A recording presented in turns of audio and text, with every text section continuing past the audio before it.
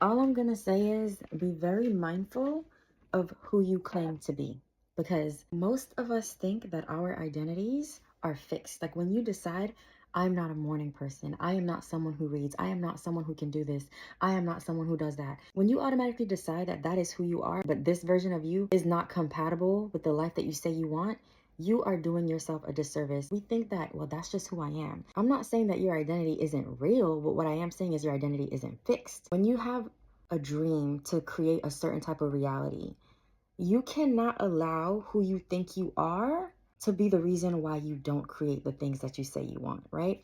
For example, if you know that if you got up a little bit earlier, you would be able to get more work done in a day. Like if you have a business, you'll be able to start your business. If you want to start working out, you'll be able to start working out.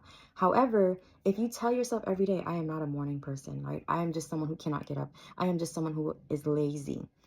When you resign your identity to things that limit you and take you further away from the things that you say you want, something that you need to understand is about identity is that identity is not fixed. Identity can always be changed. So it's not about who you are, it's about who you're being. And when who you're being is no longer in service to the goals that you have to change that version of you. You get to change. You get to change into the version of you who does get up earlier, who doesn't overthink, who does have faith, who does trust.